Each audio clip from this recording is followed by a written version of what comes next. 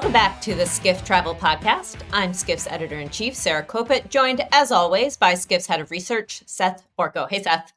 Hey, Sarah. How's it going?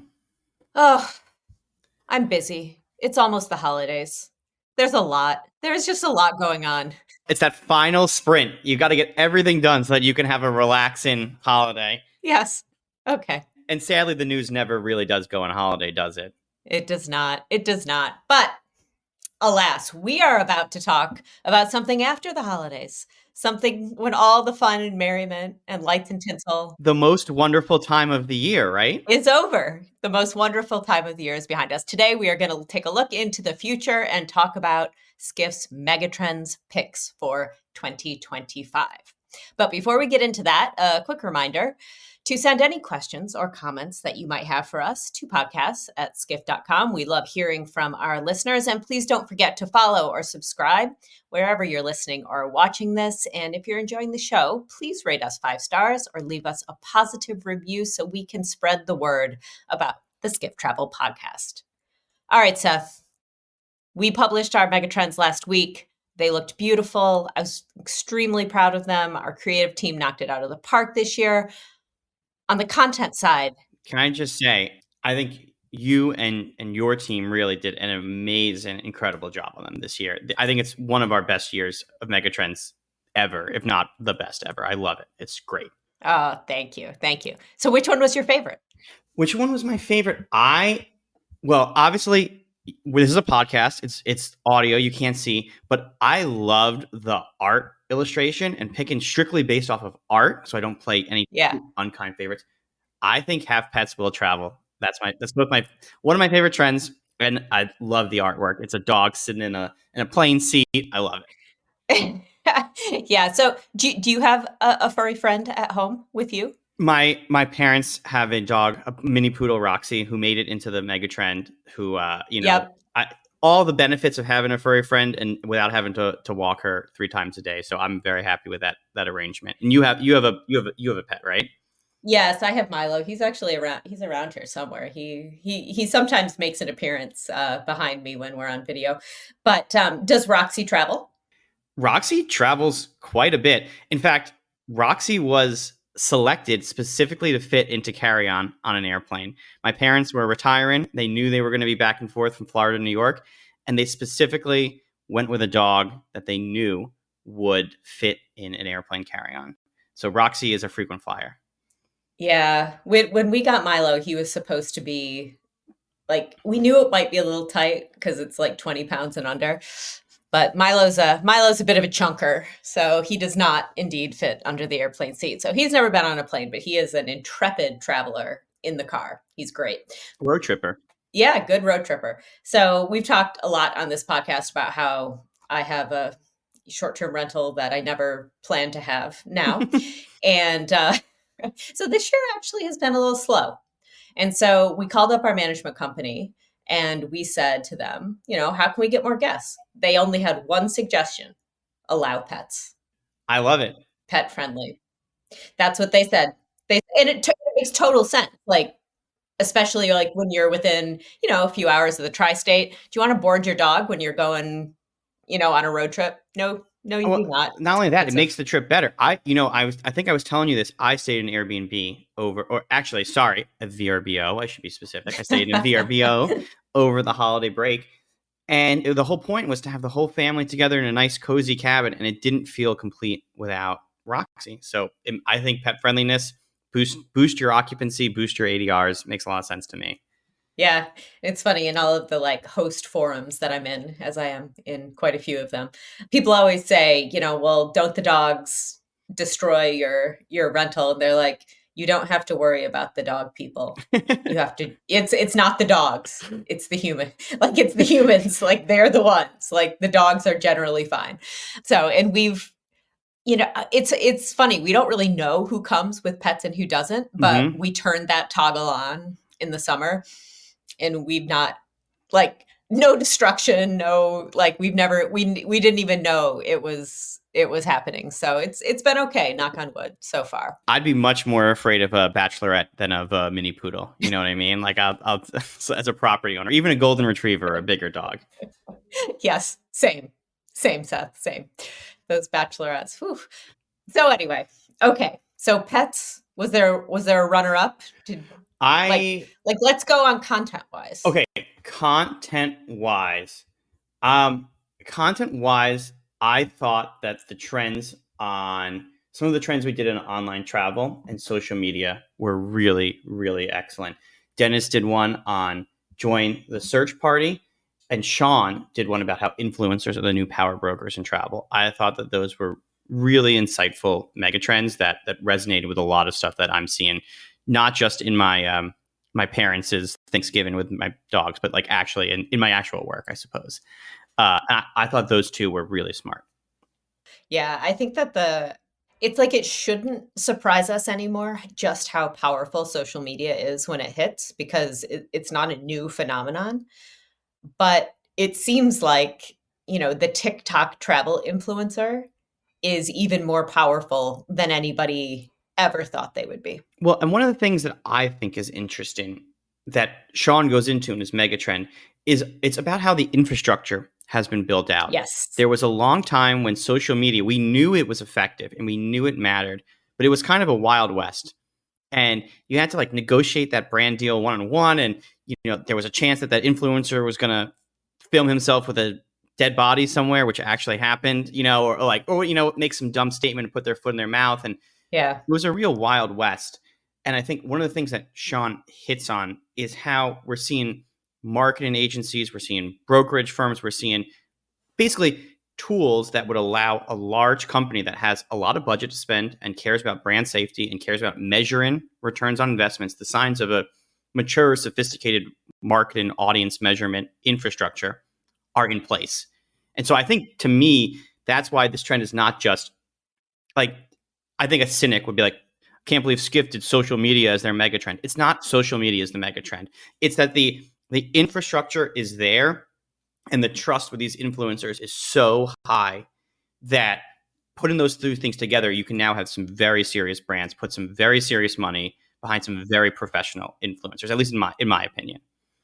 I'm kind of curious because part of the reason I think that influencers are so effective, especially when the video component to it, even with filters and even with all of that, like, you're seeing it, right? It's not just it's they're generally, they look like when you shoot a movie on your own. So you kind of feel like it's relatively authentic. What I'm curious about is once the marketing departments and the PR departments really get their claws into those influencers, if it's going to lose any of its kind of authenticity because it's going to start looking, feeling, sounding, seeming like a commercial, which none of us really believe what commercials say because we know better. It's the most idealized version of anything you could ever want. And I think that's one of the reasons why influencers have been so popular. Yeah, because it's raw, it's real. And Yes, I think that's what yes. people want is they want to say, what would it be? Because I think it's easy to imagine yourself in the shoes of an influencer.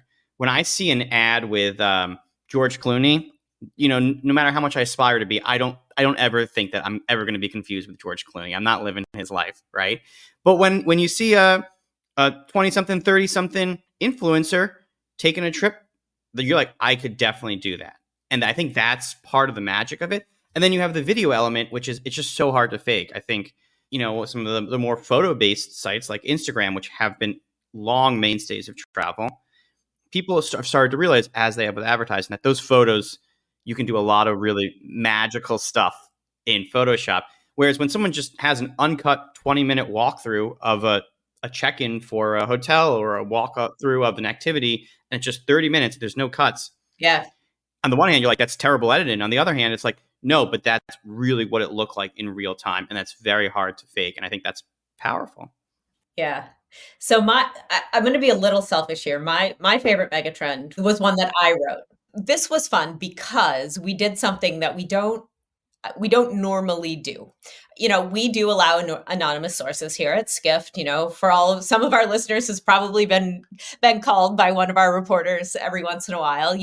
We like to get people on the record as a matter of course. That's our first thing. But here we are. The new administration hasn't even taken official power yet. I wanted to know what people really thought about the incoming administration and what impact it was going to have on their travel, on their part of the travel industry.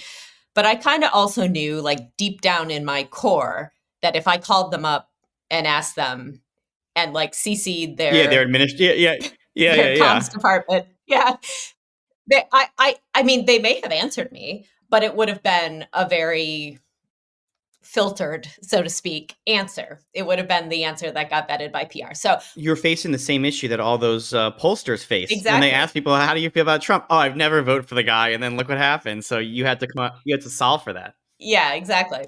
We went out and we just talked to all of our sources. We asked them the exact same question.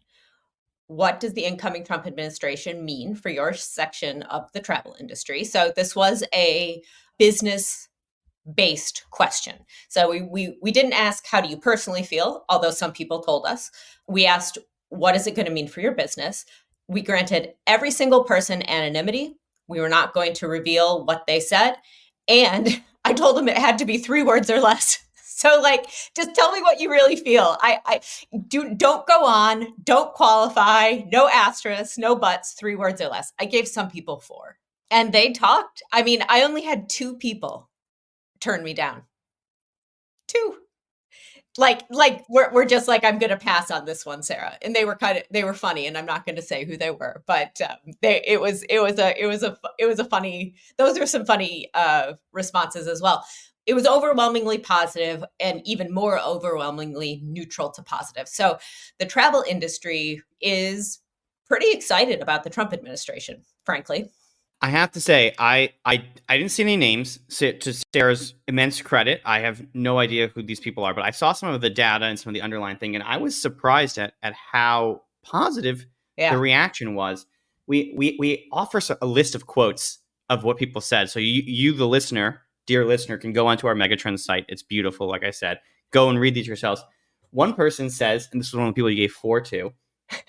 Oh, what was it? I just lost it. Oh, financially positive, moral bankruptcy, which maybe does kind of sum it up. That like people were optimistic. Were you surprised that people were optimistic? I was.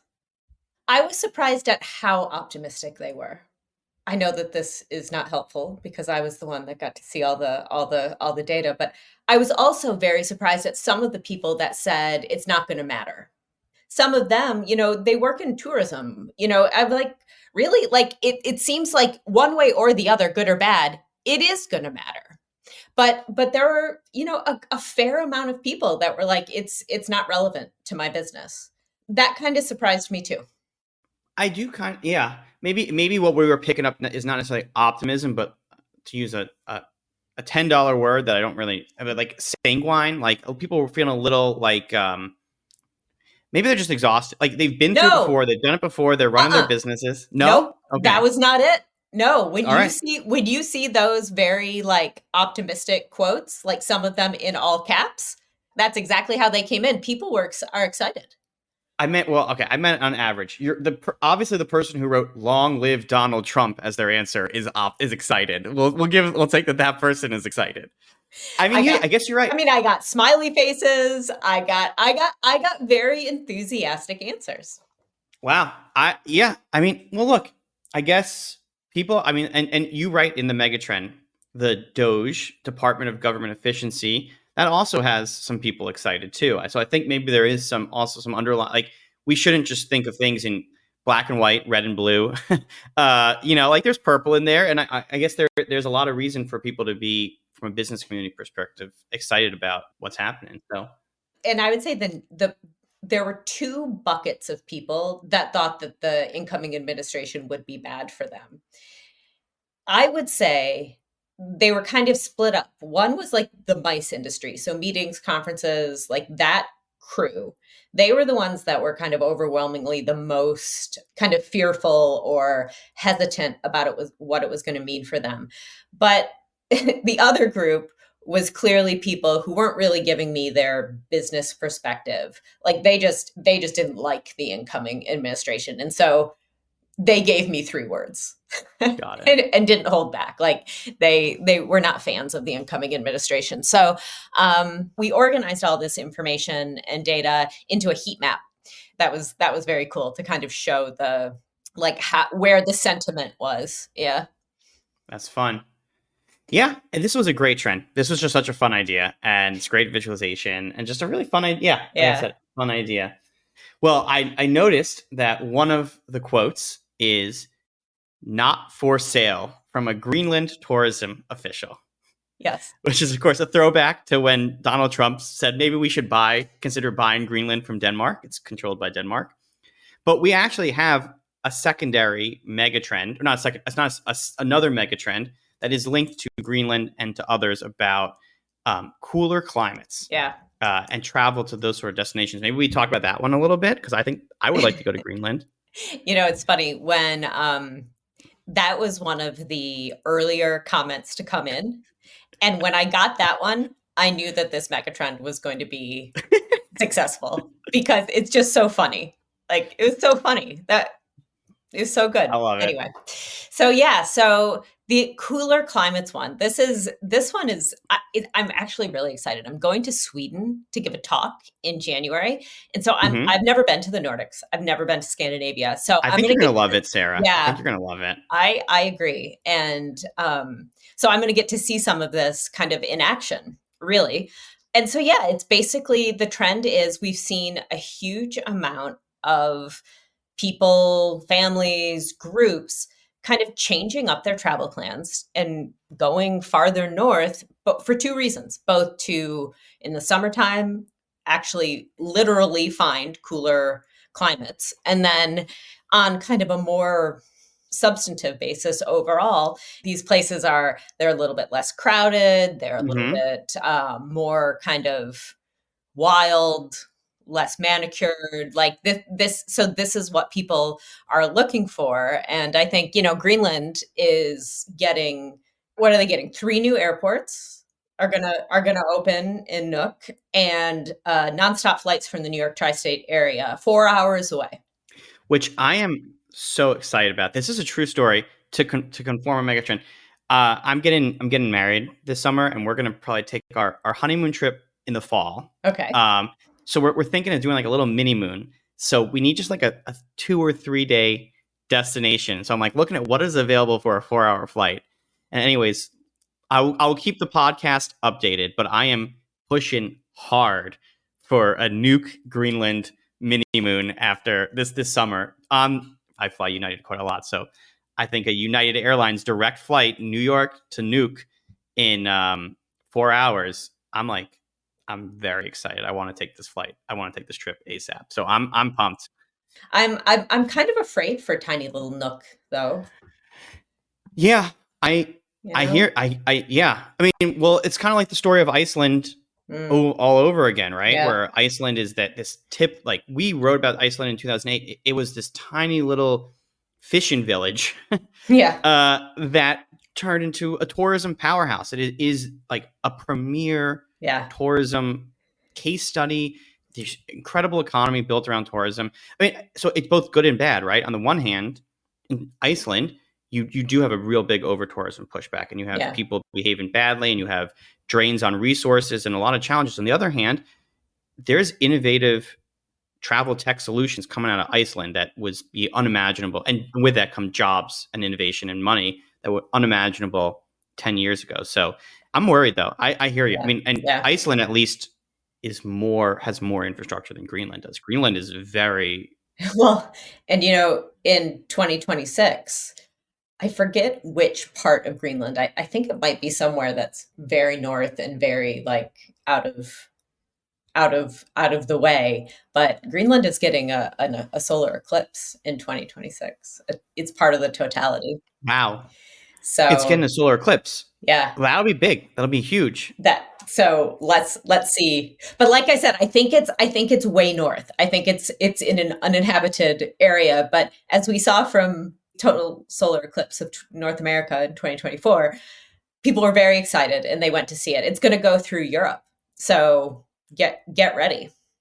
And Yeah, well, you're right. That's a big. Hey, if you're listening and you're in a European destination and doing your travel marketing, you Yeah. should plan for that. I mean, Yeah. you argued in another megatrend that you should count these solar eclipses as a form of live kind almost event tourism, right? Absolutely. And you know what? Look at the time. We got to take a break. And when we come back, we'll talk all about live tourism and psychedelics.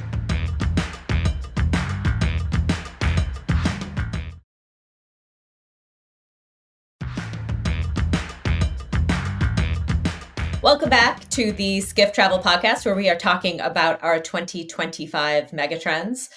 Live tourism, huh? Yeah, I think this is maybe our marquee trend Yeah. of the year. It's just such a big deal, and it incorporates so much stuff. So we wrote this mega trend about live tourism, and it covers, I mean, well, Sarah, we did a whole one of our first podcasts was about Taylor Swift and the Eras tour, and but it's talking about how the Eras tour maybe kicked off Yeah. this new generation of live tours, but it's so much more than just concerts. Although there are plenty of concerts to come, it's sporting events, it's solar eclipses, as we were talking about before the break. What do you make of the live tourism trend, Sarah? I actually think this is a trend born directly out of the pandemic. So I really feel like for those of us who, were grown-ups and like in lockdown, I think it changed our brains. I think that we came out of that experience being like, I want to spend money on doing things with other humans.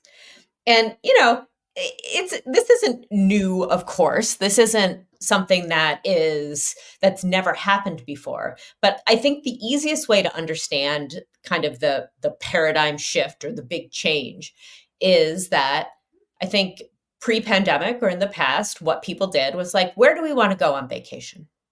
It's like, okay, we want to go to Greenland or we want to go to Asia. Okay, The we're gonna classic yeah, Greenland getaway, of course. classic. So you buy your plane tickets, you get your hotel, great. Now, what are we going to do there? Mm-hmm. I think now what so many people are doing are like, I really want to go see the solar eclipse. I really want to go see the Eras Tour. I really want to go to the World Cup or Super Bowl or cricket match or, even like your kids, or your grandkids, whatever it is, like this thing that is going on somewhere. It almost doesn't matter where it is, but, if it is somewhere that you've always wanted to go, great. So we talked to a ton of people who were like, I've always wanted to go to South America, and my girls really wanted to go see Taylor Swift. So, I couldn't get tickets at home. They were all sold out. So I decided to check to see if I could get them in Rio. And so we had a 2-week adventure in South America. I never would have considered going to Rio on vacation, but it was so much fun, right? So I think what it does is it puts a huge opportunity on these destinations that are not like your typical top 10 list of places Mm-hmm. because tours come all over the place. Sporting events go all over the place. Astrological phenomena, that just does what it does, right? And so coupled with short-term rentals. So there are a few things going on. Like this couldn't have really happened easily without the internet.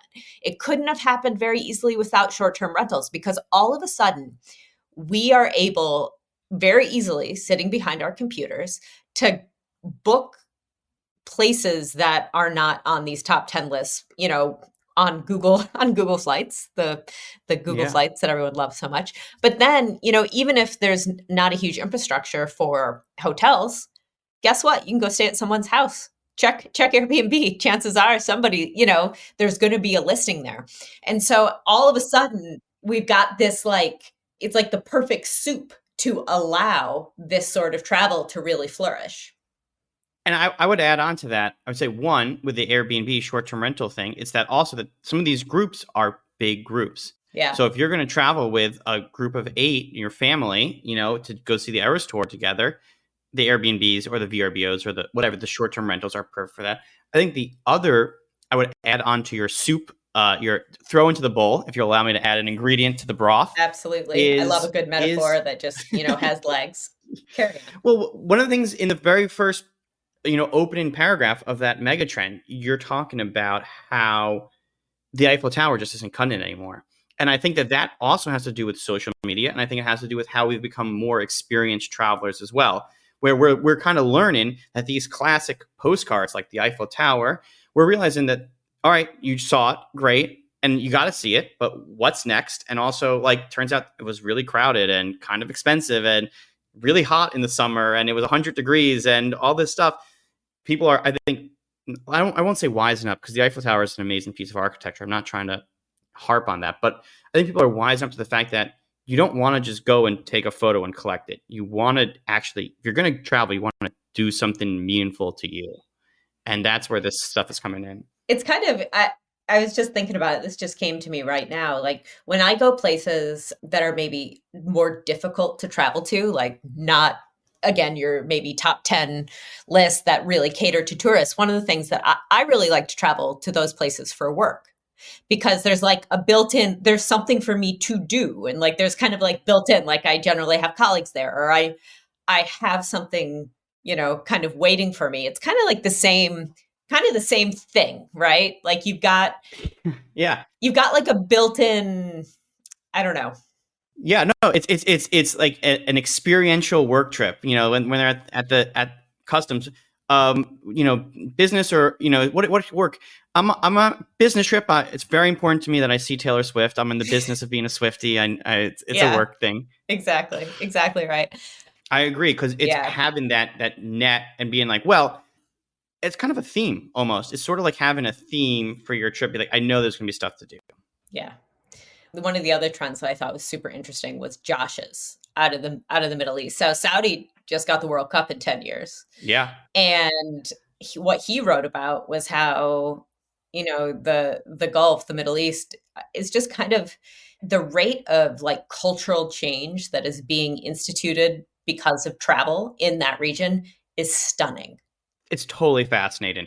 And our CEO Rafit, he likes to talk about how travel is like one of the most important industries in the world. And this is, like, to me, case study number one about how, like, if Saudi Arabia wanted to open 10 new banks, it wouldn't change their culture. If they wanted to open 10 new steel factories, it wouldn't change their culture. But to build tourism as an industry requires insane cultural shifts and changes. And it's fascinating. I think it's so cool. Yeah. And I can't imagine. I went to Saudi for the first time last year. I only spent a day there. I can't wait to go back. But just think about all the people. I mean, Saudi just opened its kind of doors to the world. What was it, 2019? Yeah, Something like that. something like that. So, 5 years ago, right? And think about all the people that are going to go there for the World Cup in just 10 years and go home and talk about their experience there. Like for every one person, how many stories are they going to reach with a personal experience about being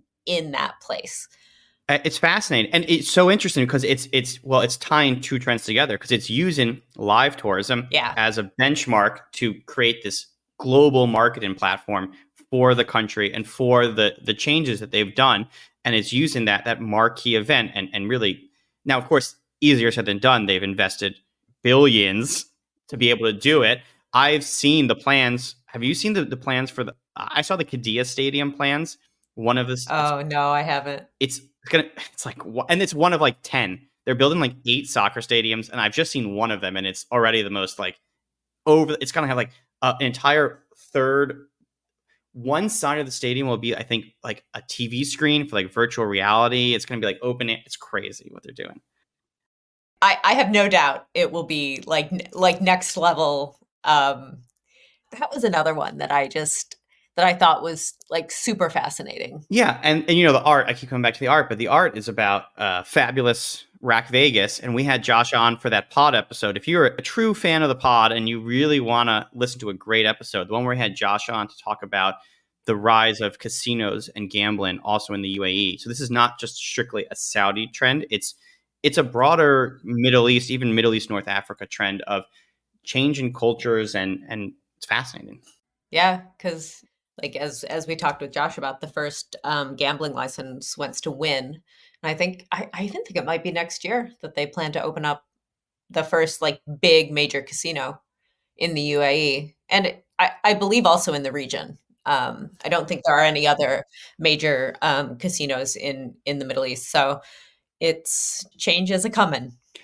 So, Sarah, I think we're coming into the home stretch for Megatrends, but we haven't mentioned AI yet. Ah, yeah. I feel like we would be doing our listeners a disservice if we didn't talk about that, because we have two interesting trends which both tie into an Yeah. AI topic, right? Yeah. I mean, for me, I don't know. I feel like we talk so much about AI, and so much is happening, but at the same time, I'm very, Burnt I don't out, know. a little burnt out, a Yeah, little burnt out little on it. burnt out. Well, Yeah. I think that is a great. If I can pick up on, I mean, I think that is sort of what Justin kind of writes in his Yeah. Megatrend, which is that, guys, it's been almost 3 years now. We have yet to see Yeah. any significant products. Well, plenty of people are talking about it, and there's plenty of companies with lots of valuation.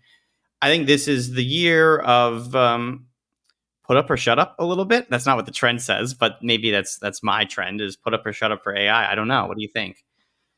Yeah, I would agree. Although I think that what's going to happen is that a lot of the things that will be really revolutionary for a lot of the companies, like we as consumers, are not going to see. Yeah.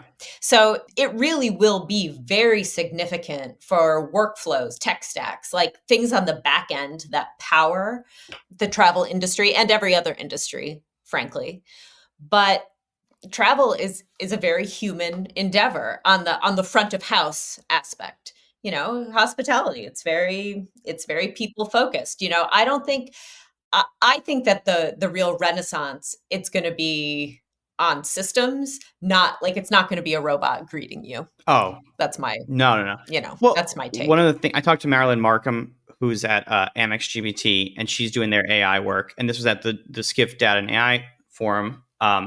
And she talks about it as like a translation tool, but not a translator from English to Spanish. It's a translator from unstructured text to structured data, which is, of course, a very back end systems way. But it's genius. But it's taken a bunch of calls and input from a customer, and then feeding them through your system and saying, how do we on the back end process that sort of stuff? And that will be transformational for a lot of businesses. But you're right, it will certainly not be a robot butler. And I hope that's how it is. Yeah, I know. I agree. I agree. I'm all for progress in technology, but there are so many things in our travel space that are just, if you take too much of the human element out of it, you lose it. Well, I think So, it can go both ways, right? I think there's something to it. Like Citizen M does a great job of being very high tech, very low touch, and that's great for a certain use case where, like, you're on a business trip, you're in a big urban city, you're gonna have lots of stuff to do. You're maybe have a bunch of meetings, like you said, and they have like a kiosk, like a kiosk check-in system that I kind of love. On the other hand, if this was a luxury trip to somewhere really nice on vacation, and no one said hi to me when I walked into the building, which is what would happen at a citizen, which it's the context. No one talking to me in a Citizen M is lovely. No one talking to me at a resort is nightmarish. It's terrible. It's, why am I spending all this money? Am I really even getting a return for the money that I'm putting into this luxury room? yeah, no, totally. So yeah, I think Justin, I think his thesis on AI is pretty spot on for 2025. Yeah. What do you think about luxury travel? Just because we're on the topic of robot butlers, and we have a couple. I mean, we have Colin, who's done a couple, and Colin, who's been on this podcast before, is a real luxury guru. I love talking to him about his ideas about luxury. What do you mean? Seth and I aspire to travel We like Colin. aspire to. So true. That's so true. One day we'll do this So true. podcast. We're just gonna follow Colin. Just Yeah. if enough of you listen to this podcast and like this podcast, and we get the budget, we will just book a Colin trip and podcast it. Yeah, Colin will lead, and Seth and I will just like follow along with our cameras, and yeah, that's what we'll do. I love that. Um, so Colin's pieces were great. I also am right on board with these two things. So he wrote I mean, I love the one about Should we psychedelics. talk about psychedelics? I think that's a great Yeah, place to. let's just talk about drug use. So, you know, the you have to have been hiding under a rock to not have kind of heard or seen advertisements or people talking about microdosing on, on TV, on banner ads. I don't know. Like it's just it seems to be kind of everywhere. Maybe it's just New York. I mean, it's not legal here. A guy I used to work with at a bank, I thought he was the smartest guy, and then he told me he was microdosing every day. He's like, "Yeah, I've been microdosing every meeting we've ever been in." I was like, "What the?"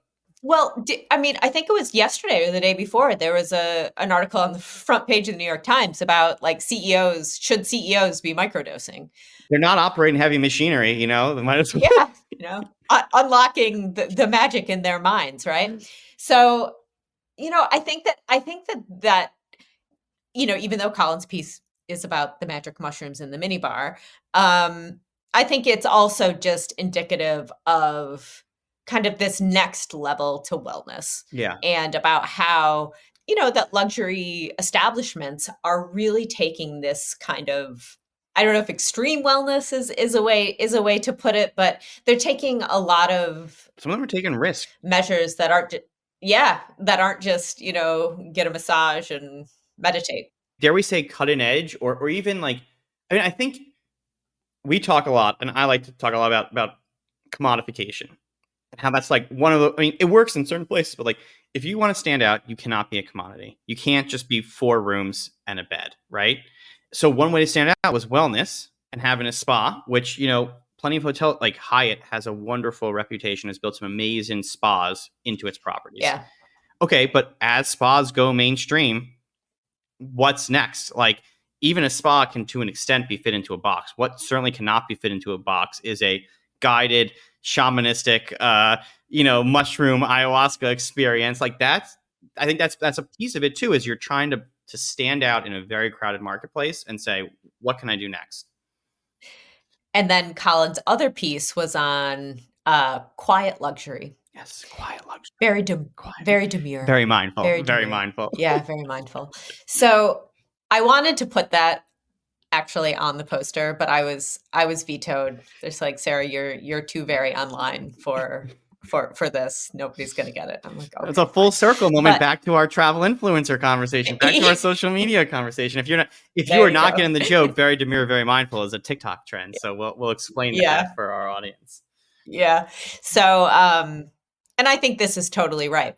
So don't go shouting with big brands. Don't go shouting with, shouting about how, I don't know, how rich and how much money you have. It's really about, like, for true luxury, it's about increasingly about being more understated. It's about being more authentic.